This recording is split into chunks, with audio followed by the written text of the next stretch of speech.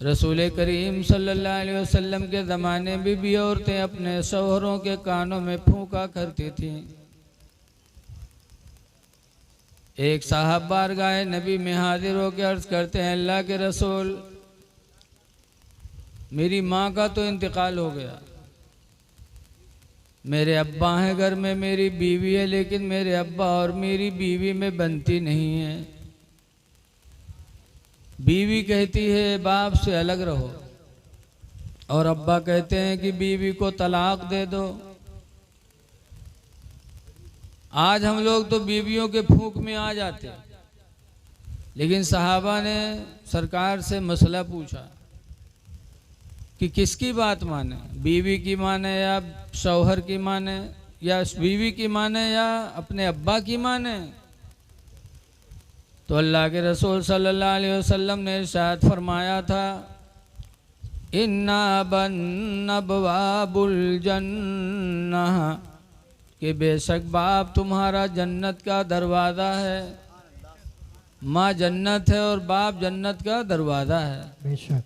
फ़इन शीता खुज़हा, तो अगर तू जन्नत को लेना चाहता तो ले ले, बाप का कहा मान जा, बीवी को तलाक दे दे।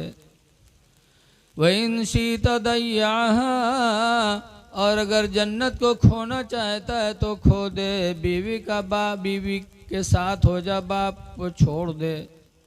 सरकार ने दोनों रास्ता सिखा दिया, बता दिया। उन्होंने कहा था, वल्लाहि ला तुरुकुल जन्ना, कसम अल्लाह की मैं जन्नत को नहीं छोड़ूंगा। और ये कह करके घर में गए और बीवी को तलाक़ें दे दी। बीवी ने कहा, मेरे प्यारे शौहर, कौन सी गलती हो गई कि तुमने आते आते मुझे तलाक दे दिया। तो उन्होंने कहा था, मेरी बीवी सुन ले, मैंने तुझे छोड़ा है तो दूसरी बीवी पाऊंगा, बीवी के बदले में दूसरी बीवी तो मिल जाएगी, लेकिन बाप के बदले में दूसरा बाप क़यामत तक नहीं मिल पाएगा। इसलिए बाप का साथ कभी नहीं छोड़ सकता। ऐ लोगों, सहाबा हमारे तुम्हारे लिए नमूने अमल हैं। अगर ऐसा कोई मामला आ जाए बीवी और माँ बाप का, तो माँ बाप को तरजीह दो, बीवी को माँ बाप पर तरजीह न दिया करो। माँ बाप तुम्हारे लिए जन्नत भी हैं, तुम्हारे लिए जहन्नम भी हैं। इसीलिए एक साहब हुजूर के पास गए थे, उन्होंने पूछा था, मन अहक्कु बिहुस्नि सहाबती, अल्लाह के रसूल ये बता दीजिए कि दुनिया में हम सबसे ज़्यादा एहसान किसके साथ करें, किसके साथ एहसान करें। आज तो सबसे ज़्यादा पीर साहब का लिए घूमत हैं लोग। पीर साहब आज हैं तो पीछे पीछे। अरे पीर पहले नहीं है, पहले तुम्हारे माँ बाप हैं। पीर बाद में है, माँ बाप पहले हैं। माँ बाप को राज़ी करोगे तो खुदा राज़ी होगा। पीर के राज़ी करने में कहीं नहीं लिखा है कि खुदा राज़ी होगा। जहाँ लिखा है वो यही लिखा है कि माँ बाप की रज़ा में तुम्हारा रब तुमसे राज़ी होगा। मेरे पैगम्बर फरमाते, रज़ा और रब फिर रज़ा इल वालिदैन, तुम्हारे रब की रज़ा माँ बाप की रज़ा में है। इसलिए ऐ लोगों, पीर का पीछा बाद में करो, पहले माँ बाप को देखो कि माँ बाप ने तुम्हारे खाए कि नहीं खाए। आज बरेली शरीफ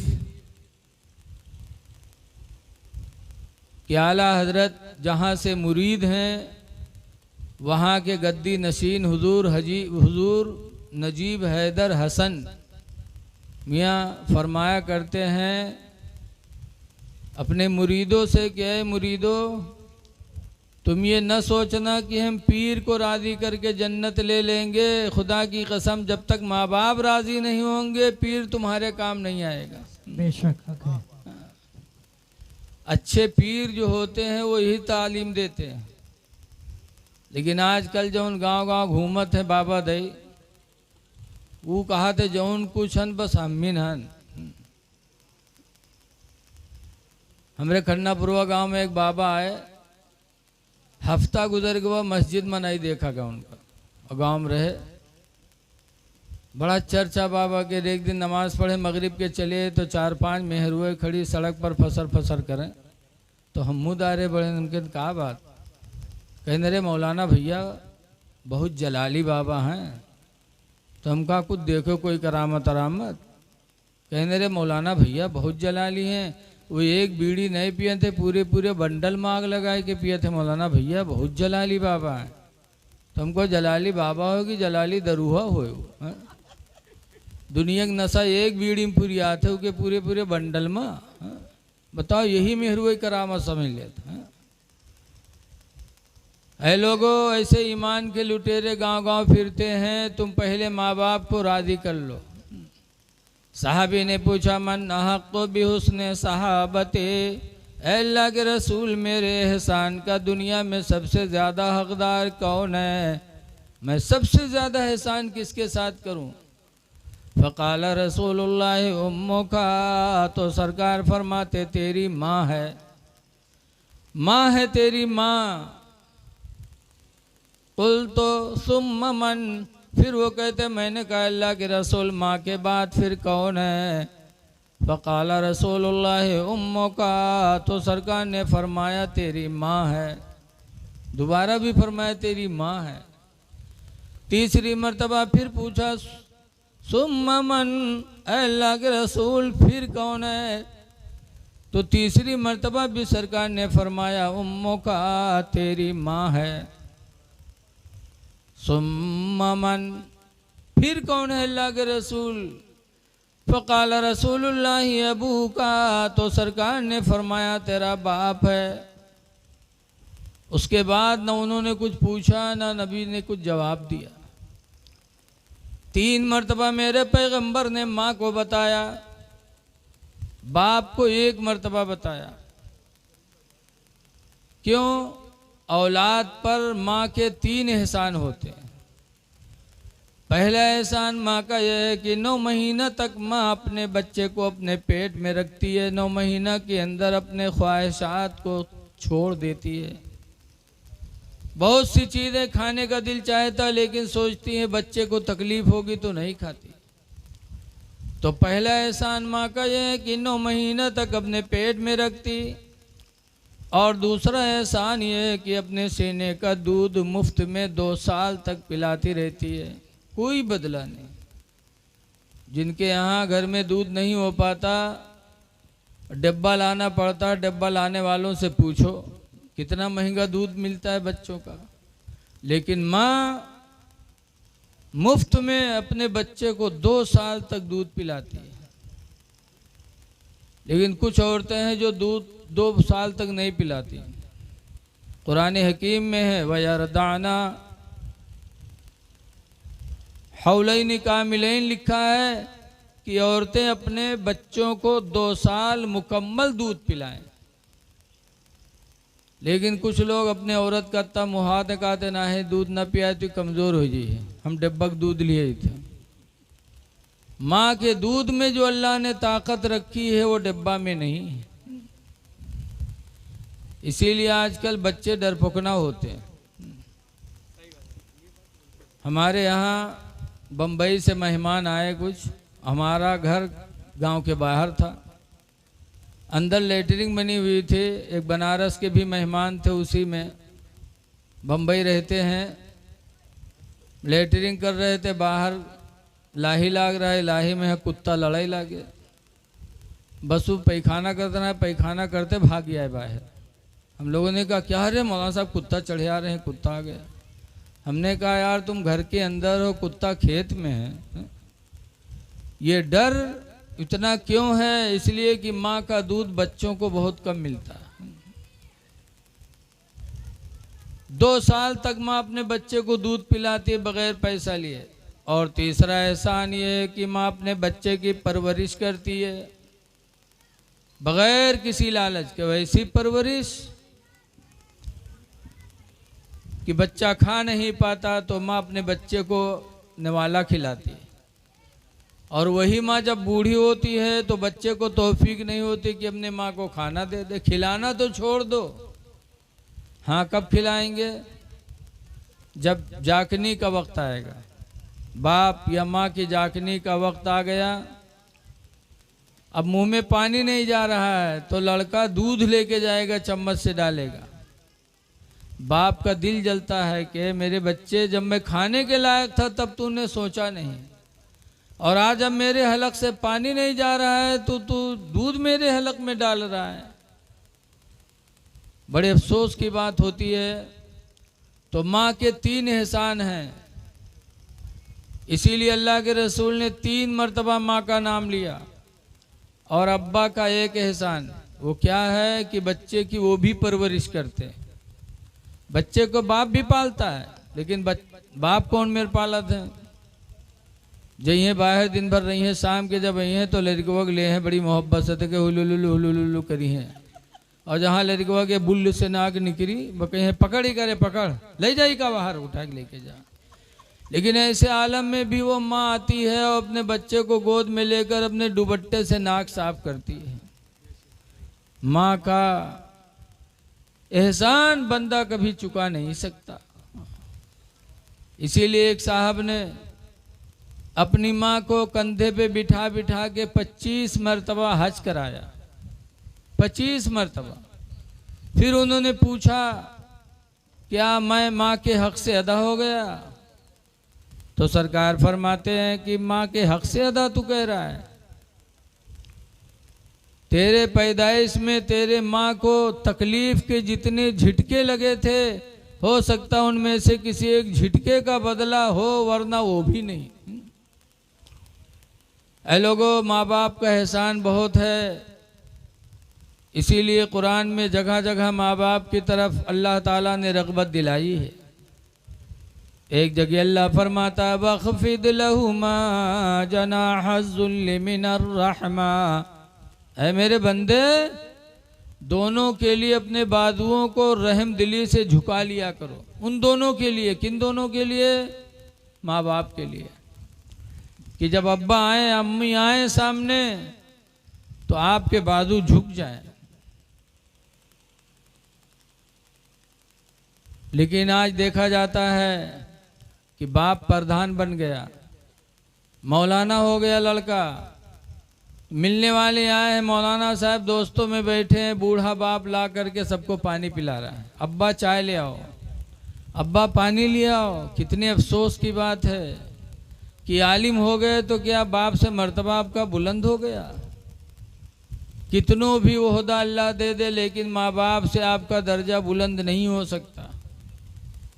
एक हदीस में तो यहाँ तक आया है कि लड़का मुसलमान हो और बाप हिंदू हो, और हिंदू बाप मंदिर पूजा करने जाए, और जब पूजा करके वापस चले तो अगर बाप कमज़ोर हो तो मुसलमान औलाद के लिए हुक्म है कि वो अपने बाप को कंधे पे बिठा के ले आए। इधर से नहीं जा सकते क्योंकि शिर्क करने जा रहा था। अल्लाह ताला हर गुनाह माफ़ करेगा, लेकिन शिर्क को माफ़ नहीं करेगा। लेकिन जब शिर्क से वापस हुआ, आराम के लिए आ रहा है, तो अल्लाह के नबी फरमाते हैं, अगर तुम्हारा बाप कमज़ोर हो, चलने में ताकत ना हो, तो अपने बाप का सहारा बन जाओ। पता चला जब ऐसी हालत में अल्लाह के रसूल ने बाप की ताज़ीम का हुक्म दिया, तो अगर बाप मुसलमान हो तो उसकी ताज़ीम में नौजवान कितना कामयाब होगा, अल्लाह अल्लाह का रसूल ही जाने। इसलिए लोगों, माँ बाप की ताज़ीम करो। लेकिन आज नहीं हो पाता। देखा जाता है कि बहुत सी हमारी माँ बहनें मिलाद में जाएंगी, अगर खुटिया पाएंगी, मिठाई पाएंगी तो उसको खाएंगी नहीं, दुपट्टे में बांध लेंगी। सुबह जब होगी तब अपने बच्चों को बुलाएंगी, लेकिन उनमें अगर कहूँ बिटिया आए गए पहले तो क्या कहें, भाग मार दो, तो का खवे लड़कवक बले हैं, लड़कवा उका खिलाई है। लेकिन वही लड़का जब जवान हुए और उनके बीवी आई, उनका लतियावे शुरू करी, तब बिटिया का याद करी है। ऐ लोगों, माँ की मोहब्बत बहुत होती है।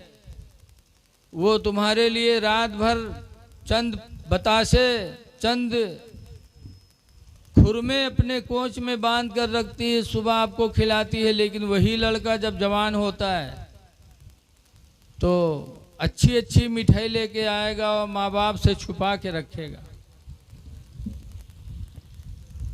लिखा है एक आदमी था, उसकी माँ बहुत बूढ़ी हो गई थी।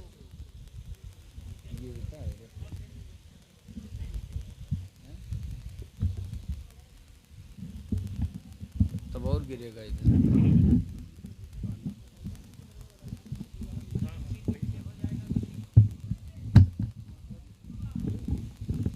चलो चलो चलो, हाँ इलाज हो गया बस, ठीक है रहने दो। हाँ कसो कसो कसो। दरूद शरीफ पढ़िए। अल्लाहुम्मा सल्ली अला सय्यिदना मौलाना मोहम्मद बारिक वसल्लिम सलातुम व सलामन अलैका या सय्यदी या रसूल अल्लाह सल्लल्लाहु ताला अलैहि वसल्लम। तो एक नौजवान था, उसकी माँ बुढ़ापे से अंधी हो गई। एक रात काफ़ी देर तक वो नहीं आया तो उसकी अंधी माँ घर से बाहर निकलकर दरवाजे पर बैठी और कोंच फैला के दुआ मांग रही थी, या अल्लाह मेरी औलाद को वापस कर दे, या अल्लाह मेरी औलाद की हिफाजत फरमा। बैठी दुआ मांग रही थी। इतने में वो लड़का आया और मिठाई की पन्नी लेकर आया, और जब दरवाज़ा से नांगने लगा, माँ से नहीं पूछा कि अम्मी इतनी रात में तुम यहाँ क्यों बैठी हो। जब निकलने लगा तो माँ बोलती बेटा, तो कहता नाक से बोल रहा। आजकल बहुत से बच्चे गुस्से में अपने माँ बाप से करते, जैसे गधावे नहीं निनाथ है ऐसे करी है। जब उसने पूछा कि बेटा, तो वो बुढ़िया बेचारी अंधी उठ गई और अपने बच्चे को लिपट गई, और जब लिपटी हाथ सोहराने लगे, हाय मेरे औलाद कहाँ थे, हाय मेरे लाल कहाँ थे, तो मिठाई के पन्निया का ऊपर कर लिए कि पन्निया लाग न जाए, महतारी जान जाए। जैसे जैसे वो सोहराती थी वैसे वैसे वो पन्नी ऊंचा ऊंचा करता चला जाता था। किस लिए? कि माँ को पता न चले, कि कहीं माँ को देना न पड़े। ऐ लोगों, माँ की खिदमत करो। अपने नबी की महफिल में आए, ज़रा सुनो। हुजूर पैदा हुए तो सबसे पहले हज़रत आमना रदी अल्लाह ताला अन्हा का दूध पिया, फिर सुहैबा का दूध पिया, फिर उसके बाद हलीमा सादिया लेके गई किराए पर दूध पिलाने के लिए। किराया लेती थी, दूध पिलाती थी। लेकिन मेरे नबी रहमत की मोहब्बत देखो अपनी माँ से, हलीमा से, कि सरकार 58 साल के हो गए। सन 8 हिजरी में हुनैन की लड़ाई लड़के वापस हुए सरकार। तो एक जगह सरकार बैठे थे, अपने मुजाहिदीन को खाना तकसीम कर रहे थे। इतने में हज़रत तुफ़ैल कहते हैं कि जात इमरात, उनकी अचानक एक औरत आई। फ़क़ाम रसूलुल्लाह सल्लल्लाहु अलैहि वसल्लम, तो उस औरत की ताज़ीम के लिए हुजूर खड़े हो गए। व बसत लहा रिदाहु, और रसूलुल्लाह ने उनके बैठने के लिए अपनी चादर मुबारक को बिछा दिया। जब वो बैठ गई तो हुजूर खाना खिलाने लगे। सहाबे किराम सख्त हैरत में थे कि या अल्लाह, कौन बूढ़ी आई औरत आई कि जिसकी ताज़ीम के लिए हुजूर खड़े हो गए और उसको अपनी चादर रहमत बिछा के बिठा भी लिया। लोगों ने पूछा मन हिया, ये कौन औरत है? तो लोगों ने कहा हिया उम्मुहु अल्लती अर्दातहु, ये रसूल करीम की माँ हलीमा सादिया हैं, जिन्होंने रसूलुल्लाह को बचपन में दूध पिलाया था। ऐ लोगों, किराया लेके हलीमा ने दूध पिलाया था, लेकिन मेरे पैगंबर ने अपनी रज़ाई माँ का हक इस तरह अदा किया। 58 साल की उम्र में होकर के भी उन्होंने अपनी माँ के लिए चादर रहमत बिछाई। ऐ लोगों, अगर आज भी तुम्हारी माँ जिंदा हो तो अपने माँ का भी बिस्तरा बिछा दिया करो, नबी की सुन्नत का सवाब तुमको मिलेगा। बाप का बिस्तरा बिछाओ, तुमको अपने नबी की सुन्नत का सवाब मिलेगा। लेकिन आज देखा जाता है, गर्मी का ज़माना है, बाप घर में पड़ा है, नौजवान लड़का अपनी चारपाई कभी आंगन में कभी छत पे, बाप अंदर पड़ा हुआ है, गर्मी से बिलक रहा है, ताकत नहीं है कि चारपाई बाहर लाए छत पे चढ़े। लेकिन नौजवान को फिक्र नहीं है कि हम गर्मी से बचने के लिए छत पे चढ़ जाते, गर्मी से बचने के लिए हम बाहर चारपाई डाल लेते। हमारा बूढ़ा बाप अंदर है, हमारी बूढ़ी माँ अंदर है। काश अगर नौजवान गर्मी से बचाए, अपने माँ बाप का बिस्तरा बिछा दे, तो खुदा की कसम अल्लाह भी राज़ी होगा, अल्लाह के रसूल भी राज़ी होंगे।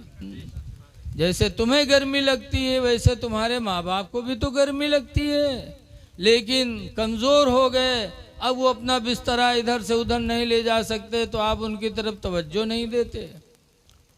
नबी करीम की सुन्नत को तलाश करो। माँ बाप की खिदमत हमारे तुम्हारे लिए ज़रिए निजात है। इसलिए लोगों, माँ बाप जब तक दुनिया में ज़िंदा रहें उनकी खिदमत करो। एक नबी हैं हज़रत याकूब अलैहिस्सलाम, उनके 12 लड़के थे, एक बीवी से 10 लड़के, एक बीवी से 2 लड़के। 2 वाले में हज़रत यूसुफ हैं, बनिया बिन मलकान। हज़रत यूसुफ बहुत खूबसूरत थे, इतने खूबसूरत थे, इतने खूबसूरत थे। हज़रत यूसुफ अलैहिस्सलाम की रवायतों में लिखा है कि दुनिया में मर्दों में सबसे ज़्यादा खूबसूरत अल्लाह ने अगर किसी को बनाया है तो यूसुफ अलैहिस्सलाम को, और पूरी दुनिया में औरतों में सबसे ज़्यादा खूबसूरत अगर अल्लाह ने बनाया है तो हज़रत इब्राहीम की बीवी हज़रत सारा बहुत खूबसूरत थी, दुनिया में बेमिसाल। हज़रत यूसुफ अलैहिस्सलाम को याकूब अलैहिस्सलाम चाहा करते थे, चूँकि अल्लाह ताला उनको नबूवत के दर्जे पर फाइज करने वाला था, तो उनके भाइयों को तकलीफ़ हुई। भाइयों जैसा कोई दुश्मन नहीं और भाइयों जैसा कोई दोस्त नहीं। भाई लोग जलने लगे कि यही हुआ तो यूसुफ को सारी जायदाद मेरे अब्बा दे देंगे, तो यूसुफ अलैहिस्सलाम के दुश्मन हो गए और यूसुफ अलैहिस्सलाम को जंगल में लेके गए और मार कर कुएं में डाल दिया, और एक बकरी ज़बह करके उसके खून में यूसुफ अलैहिस्सलाम का कुर्ता आलूदा किया और चिल्लाते हुए घर गए और कहा, अब्बा यूसुफ को तो भेड़िए ने खा लिया। लेकिन याकूब अलैहिस्सलाम भी अल्लाह के नबी थे, उन्होंने यूसुफ अलैहिस्सलाम का कुर्ता फैलाया, कहीं कुर्ते में भेड़िए के दांत भी नहीं लगे थे। तो याकूब अलैहिस्सलाम ने कहा था, जंगल का भेड़िया कितना होशियार निकला कि मेरे यूसुफ को खा लिया और दांत तक उसके नहीं लगे। याकूब अलैहिस्सलाम जान गए मेरे बच्चों का ये फितना है, लेकिन अल्लाह पे साबिर व शाकिर थे। लिखा है कि हज़रत यूसुफ अलैहिस्सलाम कुएं में थे, तो कुएं में जाने के बाद भी उन्होंने खुदा का शुक्र अदा किया, कहा या अल्लाह तेरा शुक्र है जिस हालत में तू राज़ी उस पर तेरा बंदा यूसुफ भी राज़ी है। अल्लाह जिसे बचाना चाहता कोई मार नहीं सकता। एक काफिला आया और पानी की नींद से कुएं में बाल्टी डाली, तो यूसुफ अलैहिस्सलाम ने बाल्टी पकड़ी, उन्होंने खींचा तो यूसुफ अलैहिस्सलाम बाहर आए। काफिला वालों ने देखा, कहा अरे इतना खूबसूरत लड़का तो हमने दुनिया में कभी देखा ही नहीं। लेके गए मिस्र की बाजार में, तो देखने वालों की लाइन लग गई। तो काफिला वालों ने सोचा लाओ कि टिकट लगा दिया जाए, टिकट लगा दिया, तब भी देखने वालों की लाइन बढ़ती जा रही। काफिला वालों ने सोचा अगर इस बच्चे को बेचा जाए तो बड़ी कीमत मिलेगी, तो ऐलान कर दिया कि यूसुफ को बेचा जा रहा है, जो लेना चाहे ले ले। कीमत यूसुफ अलैहिस्सलाम को एक पलरे में रखा जाएगा, दूसरे पलरे में उन्हीं के बराबर सोना, फिर उन्हीं के बराबर चांदी, उन्हीं के बराबर मुश्क, ये चीज़ें ली जाएंगी। जो देना चाहे दे दे, यूसुफ को खरीद ले। तो चले खरीदार। एक बुढ़िया भी चली, बड़ी गरीब थी, अक्सर फाका करती थी, सूद काट काट के ज़िंदगी गुजारा करते थे। वो बुढ़िया भी चली। लोगों ने रास्ते में पूछा कहाँ जा रही हो? कहा तुम्हें पता नहीं है कि मिस्र की बाजार में यूसुफ बिक रहे हैं? कहा इतनी कीमत दे पाओगी? कहा नहीं दे पाऊंगी, मैं गरीब हूँ, मैं जानती हूँ नहीं खरीद पाऊंगी, लेकिन मैं जा रही हूँ यूसुफ की तलब में, ताकि कल क़यामत के दिन जब अल्लाह पूछेगा कि मेरा यूसुफ दुनिया में बिक रहा था तो उसको ख़रीदने वाले कौन कौन थे, तो मेरा नाम उनके लिस्ट में आ जाएगा। बहरहाल ख़रीदा किसने? मिस्र के बादशाह ने ख़रीदा। इतनी कीमत कौन दे सकता था? और जब ख़रीद कर लेके गए तो बादशाह मिस्र की बीवी थी जुलेखा। जुलेखा ने शादी से पहले ख्वाब देखा था कि मेरी शादी फलां से होगी। यूसुफ अलैहिस्सलाम का चेहरा दिखाया गया था, लेकिन जब जुलेखा की शादी मिस्र के बादशाह से हुई और बादशाह के महल में पहुंची, उसका चेहरा देखा तो जुलेखा कहती ना, अपने दिल में कहती हैं ये वो चेहरा तो है ही नहीं जिससे मेरी शादी की तरफ इशारा किया गया था। बहरहाल उस चेहरे की तलाश में थी। यूसुफ अलैहिस्सलाम जब ग़ुलाम बन के शाही महल में पहुँचे, जुलेखा ने देखा तो वो चेहरा जो उनके जहन में था मिलाया, कहा हाँ ये वही यूसुफ है जिसकी तरफ मुझे इशारा किया गया था। तो जुलेखा यूसुफ अलैहिस्सलाम पर दीवाना हो गई, और ऐसा दीवाना हुई,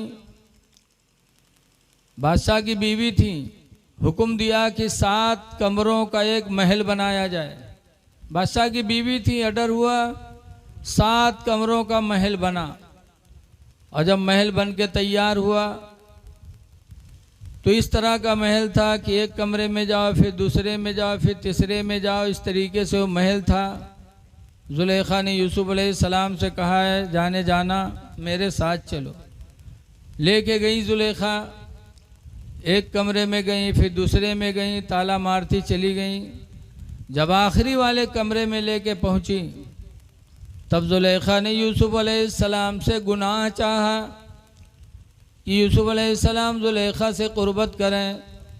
यूसुफ अलैहिस्सलाम फरमाते हैं जुलेखा ये खुशी का महल है, इसको गम का महल न बनाओ। अल्लाह से डरो, न तुम बर्बाद हो न मुझे बर्बाद करो। जुलेखा अल्लाह बंद घर में भी देखता है, लेकिन जुलेखा पर वो दीवानगी तारी थी कि उन्होंने ज़िद किया तो यूसुफ अलैहिस्सलाम वहाँ से भगे। जब भगे तो जुलेखा ने यूसुफ अलैहिस्सलाम का कुर्ता पकड़ा, पिछला दामन आया, कुर्ता फट गया, लेकिन यूसुफ अलैहिस्सलाम रुके नहीं। वो ताले जो पड़े थे मिन जानिबे इलाही खुलते चले गए, यूसुफ अलैहिस्सलाम बाहर आ गए। याद रखो मुसलमानों, जब कोई गुनाह से बचने का इरादा करता है तो अल्लाह उसके लिए आसानियां पैदा कर देता। आज बहुत से लोग कहते का बते पर गिरहन जाल बवाल मत हो ही गा रहा है। अरे तुम इरादा करो गुनाह से बचने का तो अल्लाह आपके लिए रास्ता पैदा करेगा। यूसुफ अलैहिस्सलाम बाहर आ गए। जुलेखा आई, जब अपने मकसद में कामयाब न हुई तो पैतरा बदल दिया, फौरन ज़ारो कतार रोने लगी, धड़ धड़ धड़ धड़ आंसू चलने लगे। औरतें बहुत माहिर होती हैं, लागत है दुपट्टा में लासुन लगाए रहा थे, कहा तनिके मैया तनिक ऐसे करी हैं बस भों भों। जुलेखा रोने लगी। बादशाह ने पूछा क्या हुआ? कहा ये गुलाम और आपकी बीवी के बदन में हाथ लगाया, इसकी क्या जुरात है?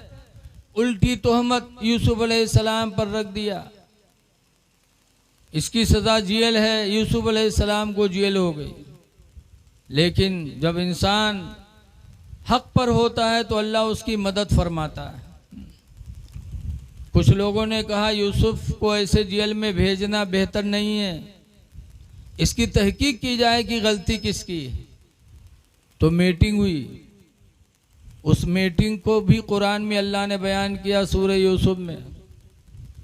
मीटिंग में यह हुआ कि यूसुफ अलैहिस्सलाम का कुर्ता देखा जाए, अगर अगला दामन फटा हो तो जुलेखा को सच्चा माना जाए, जुलेखा को सच माना जाए, और अगर पिछला दामन फटा हो तो यूसुफ को सच्चा माना जाए। कुरान में इनका ना कुद्दा कमीसु मिन क़ुबुलिन फसदक़त, अगर अगला दामन फटा हो तो जुलेखा सच्ची है। व इनका ना कुद्दा कमीसु मिन दुबुरिन फसदक़ा, और अगर पिछला दामन फटा हो तो यूसुफ सच्चे हैं। यूसुफ अलैहिस्सलाम को का कुर्ता मंगाया गया, जब देखा गया तो पिछला दामन फटा था। सबको यकीन हो गया कि यूसुफ सच्चे हैं, जुलेखा झूठी। तो जुलेखा बदनामे ज़माना हो गई, पूरे मिस्र में बदनाम हो गई। जहाँ मेहरुए बैठे हुए कहा हाय जुलेखिया तो कमाल के देश, वाह रे जुलेखिया, हाय रे जुलेखिया तो गुलाम पर दिल फिदा हो गई। जगह जगह जुलेखा की बुराई होने लगी। जुलेखा ने जब सुना तो मिस्र की औरतों की दावत ली, और मिस्र की औरतें दावत में आए। तवाजा खाए में है औरतें बहुत आगे होते हैं। देखो मई जून में इतनी गर्मी, लेकिन कोनो बिहाव इनके छुटत नहीं है। अगर 4-5 लड़का हुई है तब मुँह लिए तक लेके बस में बैठ गई हैं। कोनो रोवत है, कोनो उल्टी करत है, कोनो पेशाब करत है, लेकिन इनके तवाजा ऐसा सवार रहा था कि वो सब बर्दाश्त। दावत लिया जुलेखा ने तो सब पहुंच गई, और जब पहुंची दस्तरखान सजाया, तब जुलेखा ने उन औरतों के हाथ में एक लेमू दिया, एक चाकू दिया, और कहा कि जिस यूसुफ के बारे में तुम लोग मुझे बदनाम करती हो, मैं अपने यूसुफ को बुला रही हूँ, और जब मेरा यूसुफ आ जाए तो तुम लोग चाकू से लेमू काट देना। कहा ठीक है, बुलाओ तुम अपने यूसुफ को। जब यूसुफ अलैहिस्सलाम को बुलाया, कहे मेरे महबूब अपने चेहरे से पर्दा हटाओ, बाहर आओ। यूसुफ अलैहिस्सलाम बाहर आए। जब औरतों ने देखा तो कुरान करीम में है 12वां पारा में अल्लाह फरमाता है कि क़त्ताना अयदियहुन्ना, औरतों ने लेमू काटते काटते अपने हाथों को काट डाला। वक़ुल्ना हाशा लिल्लाह मा हाज़ा बशरा, औरतों ने कहा अल्लाह की कसम ये कोई इंसान नहीं है, ये कोई इंसान नहीं है। इन हुवा इल्ला मलकुन करीम, ये नहीं है मगर कोई आसमानी फरिश्ता है जो हमारे बीच में उतर आया। ऐसे हसीन व जमील थे यूसुफ, लेकिन जुलेखा बदनामे ज़माना हो गई। यूसुफ अलैहिस्सलाम की सच्चाई की बुनियाद पर लोगों ने उनको मिस्र का बादशाह चुन लिया। कैसा सच्चा आदमी बादशाह होना चाहिए। यूसुफ अलैहिस्सलाम बादशाह हो गए। जब बादशाह बन गए तो जुलेखा ने जंगल पकड़ लिया, बस्ती में रहना गवारा न किया। लोग ताना दे रहे थे जुलेखा को, तो जुलेखा ने मिस्र का जंगल अपना लिया। जंगल में अपनी ज़िंदगी गुजारने लगी। यूसुफ अलैहिस्सलाम की याद में रोने लगी। रोते रोते जुलेखा जंगल में नाबीना हो गई, आंखों की रोशनी चली गई, जिस्म घट गया, बुढ़ापा सवार हो गया। हज़रत यूसुफ अलैहिस्सलाम मिस्र के बादशाह बने तो एक दिन घोड़े पर बैठकर जंगल का सैर करने के लिए निकले। जब जंगल में पहुंचे यूसुफ अलैहिस्सलाम और जुलेखा के करीब से गुजरे तो यूसुफ अलैहिस्सलाम के बदन की खुशबू जुलेखा को मिली। हर नबी महका करते थे। अल्लाह ताला ने नबियों के बदन में खुशबू पैदा की थी कि जिधर गुजर जाते गलियां महक जाती। जुलेखा ने यूसुफ अलैहिस्सलाम की खुशबू पाई तो समझ गई कि शायद यूसुफ का गुजर जंगल में हुआ है। तब जुलेखा ने कहा था सुबहान मन जालल अबीद मुलूका, पाक है वो परवरदिगार जिसने मुझ जैसी मलका को नौकरानी बना दिया। व सुबहान मन जालल अबीद मुलूका, और पाक है वो ज़ात जिसने यूसुफ जैसे ग़ुलाम को बादशाह बना दिया। पाक है वो रब। जब यूसुफ अलैहिस्सलाम ने ज़ुलेखा की आवाज़ सुनी तो करीब गए, देखा सिर्फ हड्डियां हैं, आंखों की बीनाई भी नहीं है। यूसुफ अलैहिस्सलाम ने देखा, फरमाया ज़ुलेखा क्या हाल है? ज़ुलेखा कहती हैं यूसुफ तुम्हारी याद में मैंने जवानी गंवा दी, आंखों की रोशनी भी तुम्हारी याद में चली गई यूसुफ। यूसुफ अलैहिस्सलाम बड़े रहम दिल थे, हर नबी को अल्लाह रहम दिल बनाया था। यूसुफ अलैहिस्सलाम ने फरमाया ज़ुलेखा मेरे लायक कोई काम हो तो बताओ। तब ज़ुलेखा ने कहा था अल्लाह के नबी यूसुफ तुम दुआ कर दो कि अल्लाह ताला हमारी आंखों की रोशनी वापस कर दे कि दिल भर के मैं तुमको देख लूँ। यूसुफ अलैहिस्सलाम ने दुआ किया तो ज़ुलेखा की आंखों की रोशनी अल्लाह ने वापस कर दिया, आंखों में रोशनी आ गई। फरमाते और कोई मदद? ज़ुलेखा कहती दूसरी इल्तिजा यह है कि दुआ कर दो कि अल्लाह ताला मेरी जवानी वापस कर दे। यूसुफ अलैहिस्सलाम ने दुआ मांगी तो अल्लाह ताला ने उनके दुआओं के वसीले से ज़ुलेखा की जवानी अल्लाह ने वापस फरमा दी। कहा और कोई मदद? कहा तीसरी ख्वाहिश ये है कि तुम मुझे अपने निकाह में कबूल कर लो। यूसुफ अलैहिस्सलाम ने वो ख्वाहिश भी कबूल की और ज़ुलेखा को अपने निकाह में ले लिया।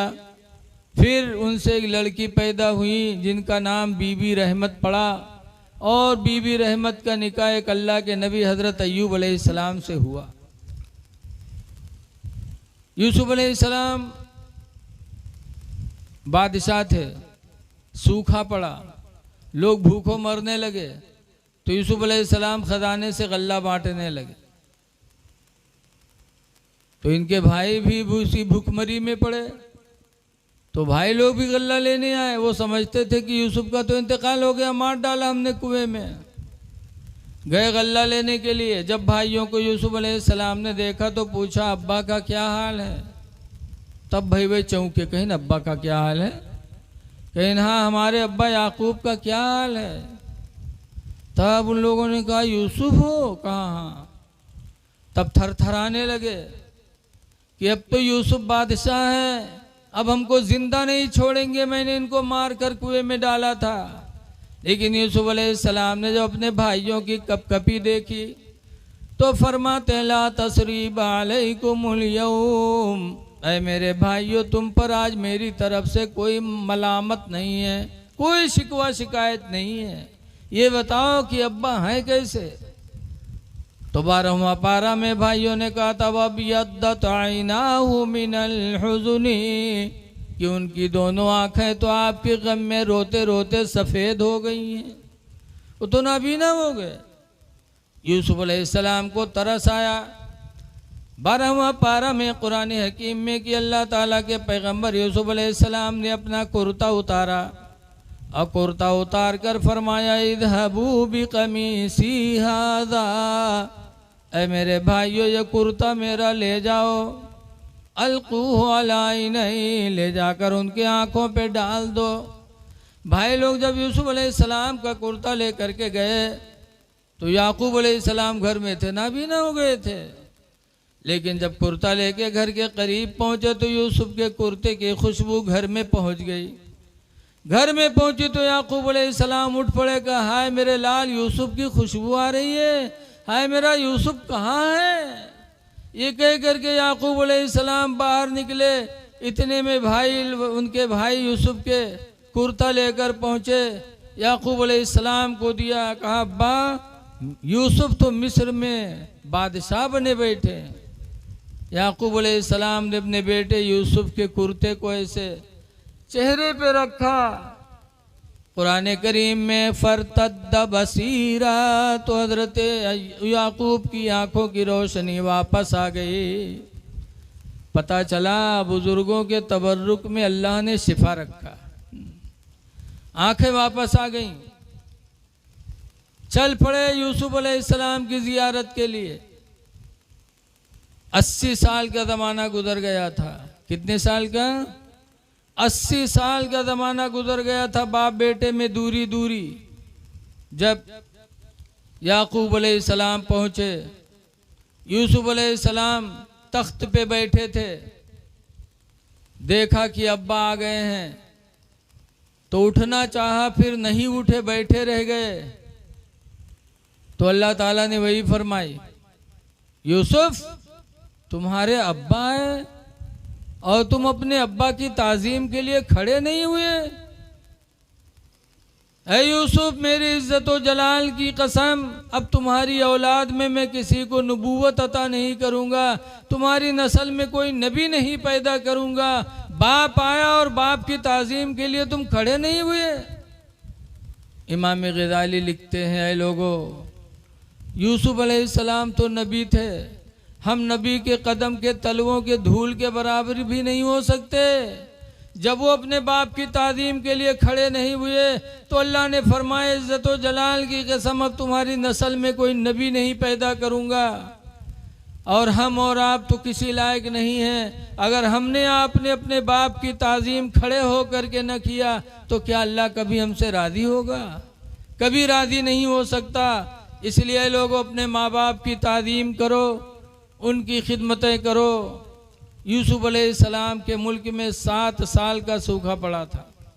5 साल तक गल्ला चला और 5 साल बाद गल्ला ख़त्म हो गया। 2 साल सूखा था, बचा था। तब कैसे कटा मिस्र वालों का? रवायतों में लिखा है कि मिस्र वाले जमा होते एक जगह मैदान में, यूसुफ अलैहिस्सलाम जाते, मिस्र वाले एक निगाह देख लेते तो भूख भी उनकी ख़त्म हो जाती, प्यास भी ख़त्म हो जाती। इस तरीके से 2 साल तक मिस्र वालों ने यूसुफ अलैहिस्सलाम को देख देख करके ज़िंदगी गुजारी थी। इससे पता चला कि अल्लाह ने अपने नबियों को वो हुस्न अता फरमाया है कि आदमी देख ले तो सारी तकलीफ़ें उसकी चली जाए। फिर आज अगर कोई नबी की तरह बनने की कोशिश करे तो कहाँ बन सकता है? इसलिए लोगों, आप हजरात से गुजारिश है कि माँ बाप जिंदा हों तो उनकी उम्र में बरकत की दुआएं करो कि अल्लाह मेरे माँ बाप का साया देर तक हमारे सर पर कायम रखे। इसलिए कि जब माँ बाप जिंदा रहेंगे, हदीस पाक में है कि 4 चीज़ें ऐसी हैं जिनको देखना ही इबादत है। देख लो इबादत। नंबर 1 पर ज़ोर फरमाते अन्नज़रतु इला वजहिल वालिदैन इबादा। नंबर 1 पर माँ बाप के चेहरे को देखना इबादत है। माँ बाप का चेहरा देखो तो इबादत। कितनी बड़ी इबादत। एक रवायत में आता है कि अगर कोई नौजवान औलाद अपनी माँ बाप का चेहरा मोहब्बत भरी निगाहों से देख ले तो अल्लाह ताला उसे 10 साल की इबादत का सवाब अता फरमाएगा। और एक हदीस में यहाँ तक है, मन नज़रा वजहल वालिदैन नज़रता रहमा, जिसने माँ बाप का चेहरा रहमत की निगाहों से देखा, फ़कतब अल्लाहु लहू बिकुल्लि नज़रतिन हज्जतम मबरूरा, तो अल्लाह ताला देखने वाले के लिए हर नज़र के बदले में हज मकबूल का सवाब उसके नाम आमाल में लिखेगा। हज मकबूल। साहबे किराम ने पूछा, अल्लाह के रसूल, लौ नज़रा फ़ी कुल्लि यौमि मियता मर्रा, अगर कोई रोज़ाना 100 मरतबा अपने माँ बाप का चेहरा देखे तो क्या 100 हज का सवाब पाएगा? हुज़ूर फरमाते, नाम अल्लाहु अकबर, अल्लाह बहुत बड़ा है। लौ नज़रा फ़ी कुल्लि यौमि मियता मर्रा, अगरचे रोज़ाना 100 मरतबा माँ बाप का चेहरा देखे तो अल्लाह ताला रोज़ाना 100 हज मकबूल का सवाब अता फरमाएगा। इसलिए ऐ लोगों, माँ बाप का चेहरा देखो। आज हाजी हज करता है, 4 लाख 5 लाख रुपया लगा के आता है, लेकिन कोई हाजी दावा नहीं कर सकता कि अल्लाह ने मेरे हज को कबूल कर लिया। लेकिन अगर माँ बाप जिंदा हैं और मोहब्बत से देख लिया तो हुजूर वादा करते हैं कि अल्लाह ताला उसे हज मकबूल का दर्जा अता फरमाएगा। इसलिए ऐ लोगों, माँ बाप से दिल लगाओ, माँ बाप को खुशी पहुँचाओ। और अभी मैंने कहा कि माँ बाप की वजह से बीवी को तलाक दे दो, लेकिन कुछ माँ बाप भी जालिम हो जाते हैं। अपनी बिटिया गलती करे तो कुछ नहीं, पतोहिया से गलती हो जाए तो दुनिया जान जाए। देखा जाता है आज अगर बिटिया 8 बजे तक सोवे तो महतारी कोई न बते कि हमारी बिटिया वो 8 बजे तक सोवत।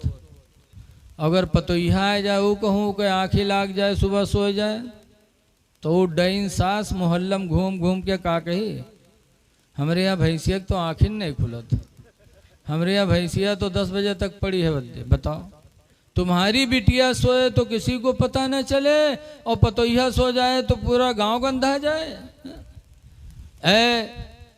सास ससुर बनने वालों, जरा अपने बहू को भी अपनी औलाद का दर्जा दे दो।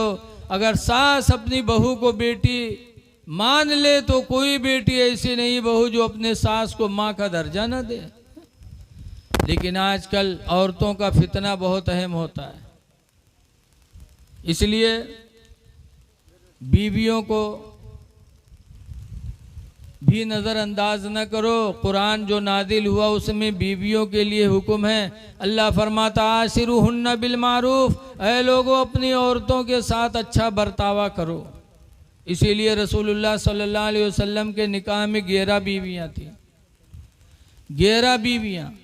लेकिन एक मर्तबा लोगों ने पूछा था हुजूर की बीवियों से, हल ज़रबकुन्ना रसूलुल्लाह, ऐ नबी की बीवियों ये बताओ क्या रसूलुल्लाह ने तुम लोगों को कभी मारा?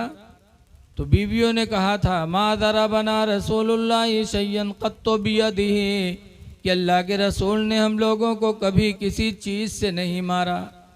11 बीवियों रसूलुल्लाह ने नहीं मारा किसी को। उम्र तुमरे निकाह में एक ठौरी और रातों दिन कहूँ चैला चलत है, कहूँ कुचरा चलत है। और फिर हम सुन्नी भी बनते हैं। सुन्नी उसे कहते हैं जो अपने नबी की हर सुन्नत को अपनाए हैं। और आज हम बीवियों पर जुल्म करते हैं, मारते हैं बेजा। मारना नहीं चाहिए, तुम्हारे नबी ने नहीं मारा है, तुम भी ना मारो। हाँ, कब मारो? जब वो नमाज छोड़े तो मारो। पहले नसीहत करो, उसके बाद न माने तब उनको मारो। लेकिन मारना भी है तो गलती के मुताबिक। इस्लाम ने चेहरे पे मारने से मना किया। कोई अपनी बीवी के चेहरे पे न मारे, कोई उस्ताद अपने शागिर्द के चेहरे पे न मारे, कोई बाप अपने औलाद के चेहरे पे न मारे, इसलिए कि ये चेहरा बड़ा बाबरकत है। हदीस पाक में है खलक़ल्लाहु आदम अला सूरतिही, कि अल्लाह ताला ने आदम की औलाद को अपनी सूरत पे बनाया। इंसान का दर्जा बहुत बुलंद है। अल्लाह ने कुरान में एक जगह फरमाया लक़द खलक़नल इंसान फ़ी अहसन तक़वीम, कि हमने इंसान को सबसे अच्छी सूरत में बनाया। इसलिए लोगों, मार पीट ना करो, मारो पीटो ना। मियाँ बीवी का रिश्ता बड़ा नाजुक है।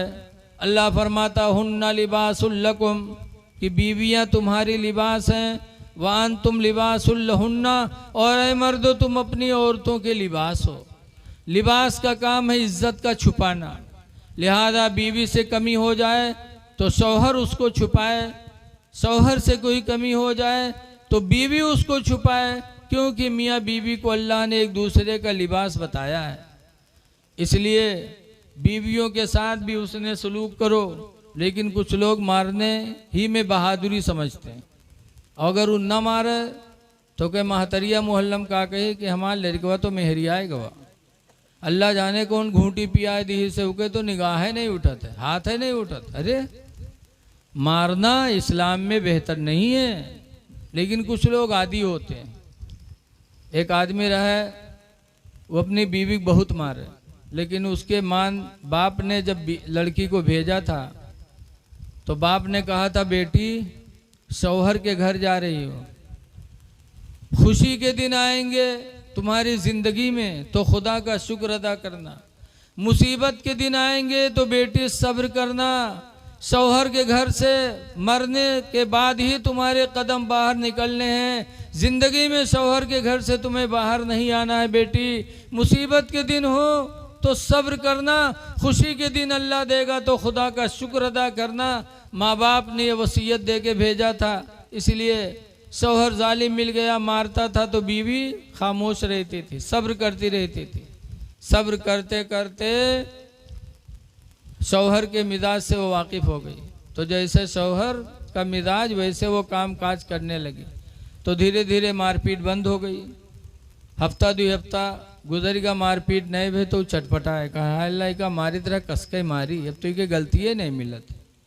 तो एक दिन सोचा कि एक जुगाड़ बचा है मारे के, गवा बाजार से मछली लेके आवा और मछली लेके घर में रख दी और मुहर्रम खड़ा प्रोग्राम बनावे कि आज मारे के यहाँ है। सब मछली बनाए डाली तो ये कह के मरबे कि यार सब का है बना डाले, आधा रख दी थी कल का के बेरे, अगर आधा बनाई आधा रख दी तो ये कह के मरबे कि आधा रख का है दिए, वो सड़िए कि न सड़ी रे। बहरहाल आज उका मारब। बीवी ने बेचारी ने खाना बनाया, जब खाना तैयार हुआ उसको बुलाया कि आओ खाना खा लो, तो लाठी लेके आवा कि आज तो मरे ही मारेगा। जब बैठा बीवी ने खाना रखा तो ये कहा थे सब मछलियाँ बनाए हैं, तो सर हिलाई से ऐसे, जैसे सर हिलाई से वैसे उठाई इस लाठी, कहीं सारे सब काहे बनाए डाले रे, आधा रख दी थी कल का कही बेरे, कहे अरे रे भूल गई थी आधी मछली कल के लिए भी मैंने रख दिया। अब उसट हो गवा, अब कोई सवाल ही नहीं उनके नज़दीक। तो खैस तो, लेकिन खाना कहाँ अलग मजा है, बना बनावा प्रोग्राम के खराब होगा।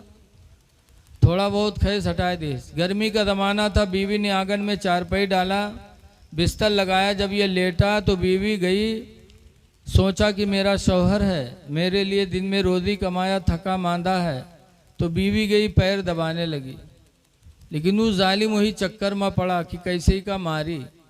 अत्ते में आसमान पर निगाह डारी तो एक लकीर नजर आई हल्की हल्की, तो औरतिया से पूछा थे अरे लकीर कसो रे, औरतियों देखे तो कोई सु फरिश्तन के सड़क हो, कहीं सड़क हो कहीं ना, वो उठाई इस लाठी कहीं सायरे तो फरिश्तन के सड़क के नीचे हमारा खटिया बिछाए है, अगर उनके मोटर फिसली एक्सीडेंट हुआ तो हम मरब की बचबे रे दुश्मन व पीट के बहाई दी।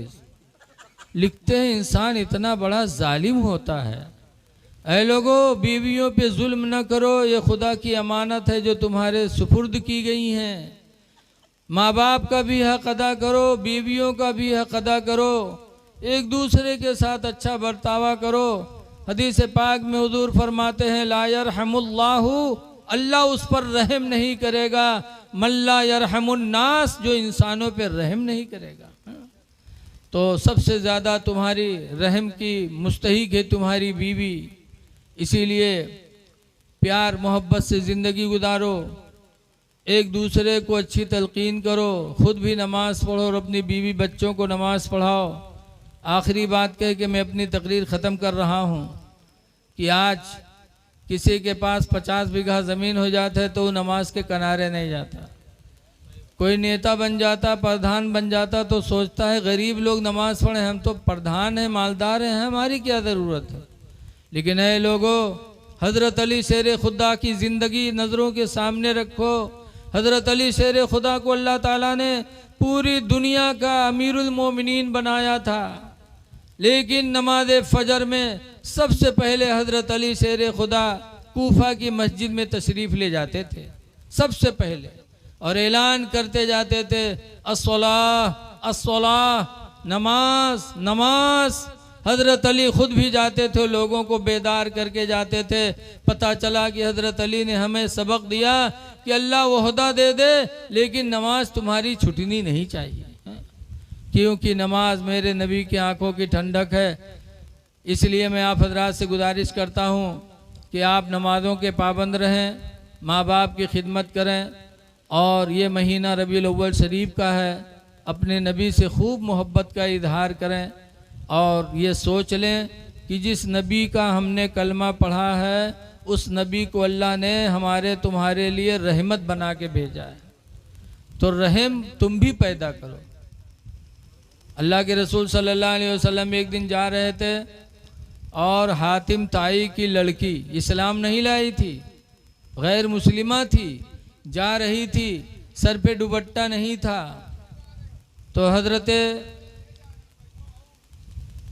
अल्लाह के रसूल सल्लल्लाहु अलैहि वसल्लम ने देखा तो दौड़े और अपनी चादर रहमत उतार कर हातिम ताई की लड़की को ओढ़ा दिया।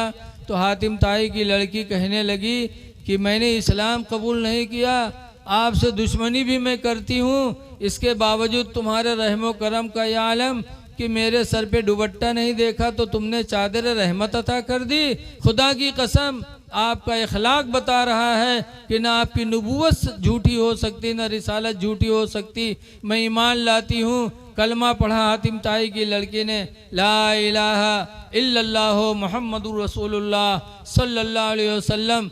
कलमा पढ़ के हातिम ताई की लड़की मुसलमान हो गई। ये मेरे नबी की रहमत है, मेरे नबी सब के लिए रहमत बन के आए, मुसलमानों के लिए भी, हिंदुओं के लिए भी, सब के लिए रहमत बन कर के आए हैं। इसलिए अगर आपके पड़ोस में कोई भूखा हो तो खाना खिला दो। हिंदू मुस्लिम न देखो, मुसलमान हो तब भी उसकी मदद करो, हिंदू हो तब भी उसकी मदद करो। तुम अल्लाह की मखलूक की मदद करोगे, अल्लाह ताला तुम पर मेहरबान हो जाएगा। हुजूर फरमाती रहमु मन फिल अर्दी, ऐ लोगो ज़मीन वालों पर रहम करो, यरहमुकुम मन फिस समा, तो आसमान वाला तुम पर रहम करेगा। तो रहम करो। एक इससे सबक लो कि नबी करीम ने हातिम ताई की लड़की के नंगे सर को देखा तो चादर रहमत दे दी। पता चला मेरे नबी को लड़कियों का, औरतों का नंगे सर रहना मेरे नबी को गवारा नहीं है। इसलिए तुम अपनी बच्चियों को नंगे सर न रखो, अपनी बच्चियों को अच्छी तरबियत दो, पर्दे में रखो। आजकल हालात बड़े नाजुक हैं, ख़ास तौर से अपनी बच्चियों को मोबाइल भी न दो, और बालिग हो जाएं तो उनको बाहर मत भेजो, स्कूलों में भी मत भेजो, इसलिए कि उनके लिए तालीम बस उतनी ही है।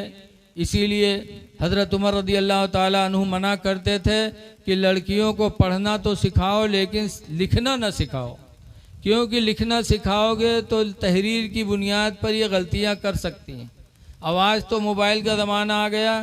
अगर आप अपनी माँ बहन बेटियों की इज़्ज़त की हिफाजत चाहते हैं तो बालिग होने के बाद उनको स्कूलों में न भेजो, उनके हाथों में मोबाइल न दो, उनको नंगे सर न रखो, क्योंकि ये तुम्हारे लिए तुम्हारी इज़्ज़त है।